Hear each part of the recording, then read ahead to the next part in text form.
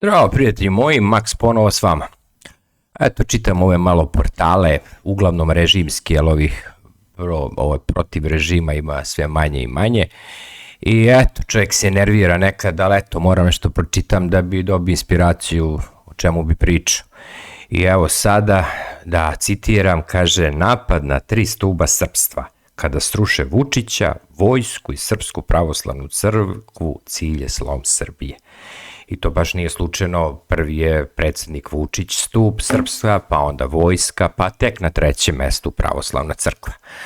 I onda nama uvek neki protivnici naši da sruše, pa će Hrvati, Albanci prave koaliciju, pa će protiv nas, pa mi moramo da se naoružamo, da se branimo, svi su protiv nas. To vam je slično kao u nekom kolektivu, kad neka žena ili neki čovek utripuje da ga neko mrzi, da mu radi iza leđa, da je protiv njega, a nikoga i ne primećuje. Toliko je nebitan i beznačajan da on sam pravi neku satisfakciju i neku priču u glavi, tako i kod nas, znate. Prave se da su žrtve, da su opasnosti, da će neko da ih smeni, da će neko nešto da im uradi, a sve su oni već odavno uradili, smenili, postavili savršeni sistem manipulacije da bukvalno sve je u njihovu korist. I izigravaju žrtvu, a oni su ti koji bukvalno sprovode represiju i zamagljavaju, znači, svest ljudi. Znači, stanje totalno paranoje i eto, nažalost, to je tako i da li će se promeniti, vidjet ćemo. Slede izbori u 10 opština, to je test bukvalno za građane tih opština, da li će da nastave dalje, ali evo danas neki autoput, nije autoput nego navodno brza saobraćajnica, potpisano, zove se Smajli, znate, lepo ime Smajli, ja vam se smejem, obećavam nešto da gradim, da ovo ono i vi se Smajli. Ali generalno čovjek koji se najmanje smeje i koji ima najmanje radosne izraze lica, uvek je namršten, uvek je u teoriji zavere naš predsjednik. Pa eto, pre bi taj put trebao da se zove Plačko i namrštenko nego Smajli po njemu, ali dobro. I šta, novi kredit prave Azerbejdžanci, navodno, Alijev, naš veliki brat, odrešio malo kesu, ali nije odrešio kesu da nam nešto dariva, nego kreditno da nam daje.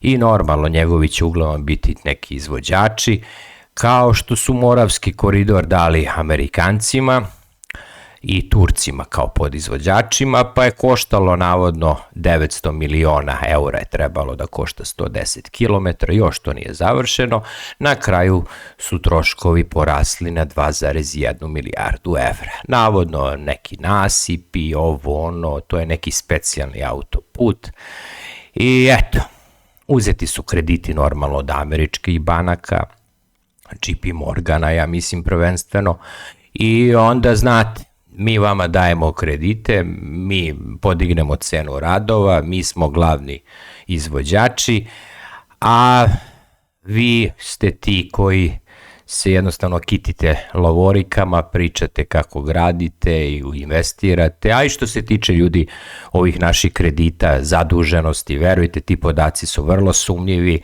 jer znate, kao što dobar knjigovođa može lepo da ispegla sve račune, tako i ovaj naš zavod za statistiku, ovo što nam daje ove podatke o, ne znam, BDP-u, rasta, nezaposlenosti, to je vrlo, vrlo upitno, jer i to je više ne državna nego politička organizacija. Ali dobro, Narodna banka, evro klizi malo, polako, ali sigurno, devizne rezerve nam već 2 godine ne rastu. 29 milijardi eura imamo rezerve, od početka godine su pale, znači u januaru 6, u februaru 200 miliona eura. Narodna banka je morala da interveniše da bi odbranila kurs dinara. Međutim, šta se dešava dalje? Neke investicije, bez veze prosipanje para, ne bude nikamo, znate. Mislim, zašto smo dali 2,7 milijarde eura za 12 francuskih aviona koji ćemo prvi dobiti 2028. ali nebitno. Znači, jedan avion će nas koštati više od 250 miliona eura, a s druge strane demografska situacija, prošle godine se rodilo manje od 60.000 dece u Srbiji, nikad niže i nikad gori podatak u istoriji. Kad je Vučić došao na vlast po popisu 2011. bilo nas je 7,2 miliona, sad nas je 6,6. Znači, umeđu vremenu Srbija je ostala bez 600.000 stanovnika. Navodno, jeste priča i stoji priča da se deca ne mogu platiti novcem, to stoji, ali ako država odreši kase i da palo ozbiljnije pare, verovatno neki rezultati što se tiče demografije mogu da se pojave. To su radili Poljaci, uradili su Mađari, pa i Putin. Oni daju stvarno ozbiljne novce za prvo dete i zašto to ne bi radila Srbija, mesto da pravi neke skupe, preskupe puteve od para kojih nema, makar da dođe predsjednik pa kaže ljudi, zadužio sam se 2 milijarde eura da bi davao svakoj ženi koja rodi dete u Srbiji po 10.000 eura, mi bi svi rekli u redu, pozdravljamo, plaćat ćemo kamate, vraćat ćemo dugove, gad je za decu, za budućnost stoji. Srbija ima trenutno prosek godina 45. Spadamo u najstarije nacije, bukvalno u Evropu i u svetu i ljudi, kad imaš tako staru naciju i kad imaš tako malo dece, ne možeš da očekuješ rast BDP-a i rast industrije i napredak. Najbolji primer za to su vam i neke bogate zemlje koje imaju jako lošu demografiju, kao što je Italija i kao što je, na primjer, Japan.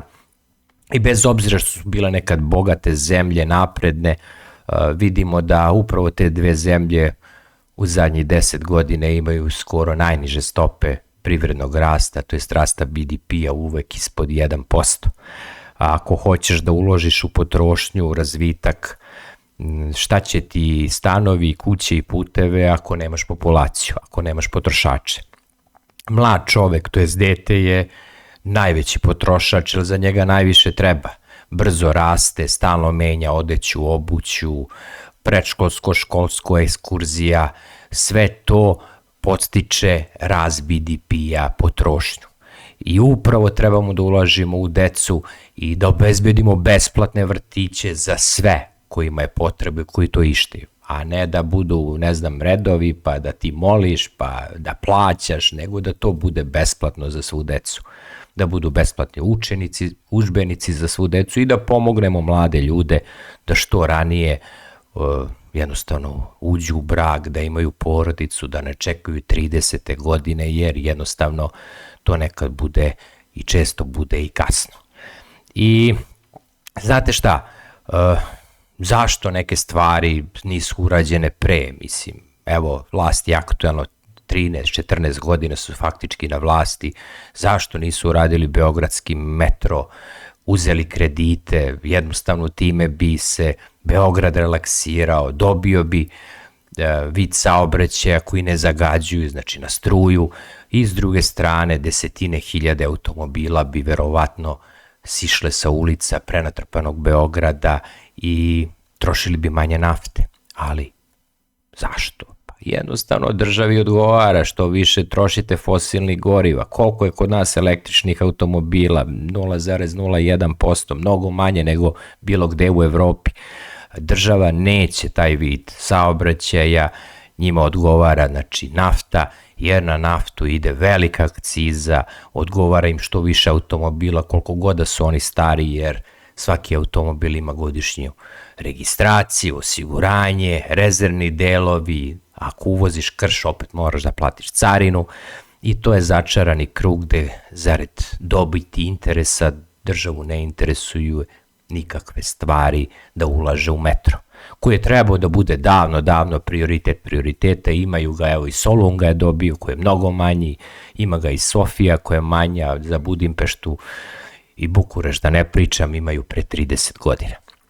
I evo, pravit će nam taj smajli da se smeškamo i da mislimo da smo mi zemlja budućnosti. I ljudi, vidimo da što se tiče manipulacije, obmane i svega, loše stojimo ekonomski, januar samo 1,2 stopa privrednog rasta, to je BDP-a, verovatno će prvi kvartal biti loš i da li sam čitao iz Erste banke da predviđaju rast BDP-a od samo 2,7%. Setimo se, pričali su 3,5%, pa iz MMF-a su rekli 3%, evo sad idu i projekcije ispod 3%. Bojim se da se zbog ove energetske problema u svetu i ovih kriza koje prestoje, da taj naš rast bude možda i blizu 2%. Jer šta državi fali? Fali nam devize. U zadnjih par meseci nije se otvorila ni jedna fabrika. Vi koji pratite dnevnik, ja mada ne, ali verovatno ste primetili da nema novih investicija, nema novih fabrika, čak šta više, nema novih radnih mesta. Prošle godine u zadnjem kvartalu broj zaposlenih je pao u odnosu na 2024. godinu i generalno u zadnjih 3-4 godina mi u državi imamo isti broj zaposlenih, to je negde 2,4 miliona. Bilo je dobro, neću da kritikujem sve 2012. godine kad je predsjednik došao na vlast do 2017. bukvalno svake godine se otvaralo otprilike 40.000 novih radnih mesta. U zadnjih periodu toga više nema, sve kao da je stalo. Stali su investitori, naši ljudi sve manje šalju doznake, valjda su se oni opametili, neće da ovde ulaže u skupe nekretnine, u stanove prvenstveno, jer zemlja Srbije je postala jako skupa i za život i za stanovanje. I verovatno ga dodu preko, razmišljaju o karti u jednom smeru. Nekad su naši gastarbajteri išli sa mišlju da će jednom da se vrate, da ovde žive, ali ove novije generacije očigledno nemaju takve namere. I šta je još problem? Skok cena energije, znači 30% skuplja nafta, 30% će nam trebati više deviza da istu uvezemo. U Evropi je za 40 do 50% poskupeo gas. S Rusima imamo naftni aranžman, ali nafta je poskupela 30-40% i oni će da traže više para. Znači, treba će nam ove godine sigurno milijardu, ako ne i milijardu i po više za uvoz, više nego prošle godine za energente. Normalno, sve će to biti pritisak na devizni kurs, koji je ovako od početka godine prilično uzdrman. Što se tiče sveta, svetske politike, Trump traži neki dobitak, traži neki ustupak Irana da bi ovo prekinulo ludilo na Bliskom istoku, ali očigledno da je Iran ozbiljna priča i da neće tek tako ustuknuti.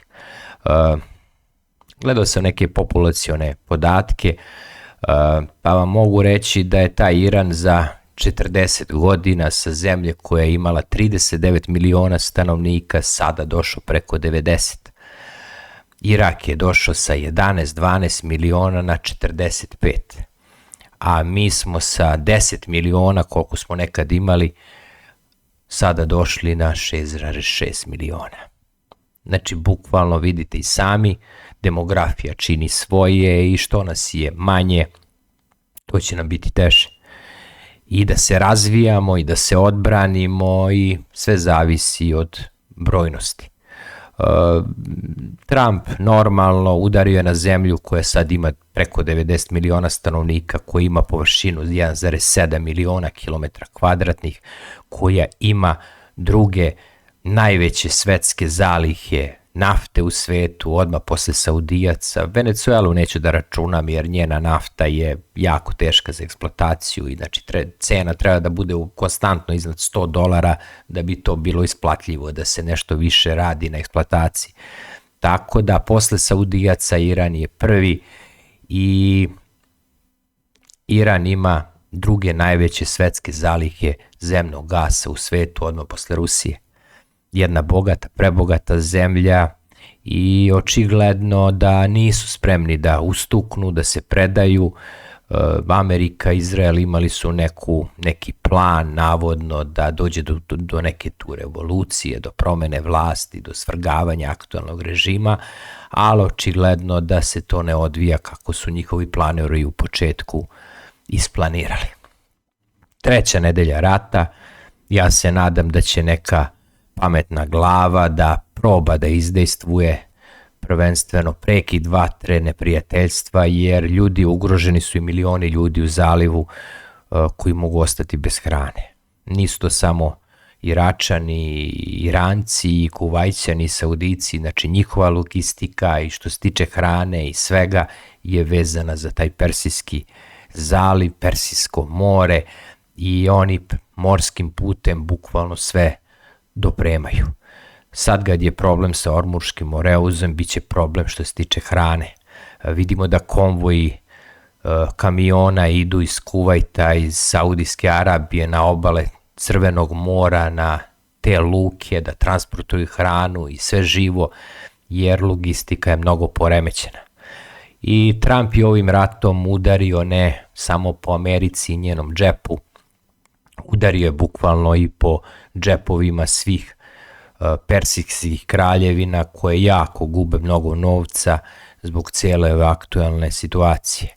Pre toga je Trump udario po džepovima Evropljana zbog Ukrajine i jedan paradoks 21. veka je da zbog ta dva rata najviše će da stradaju najveći američki saveznici, to jest prvenstveno Evropljani i zalivske zemlje, prvenstveno ove koje su imale američke baze na svojoj teritoriji.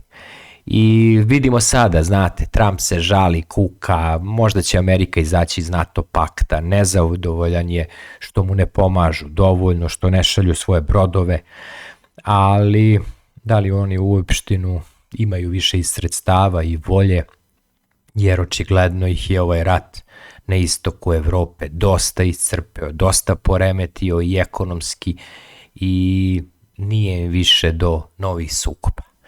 Posebno ne sa Irancima koji su očigledno pokazali da su motivisani i da se bore i dalje. Idemo dalje, sljedeći krug.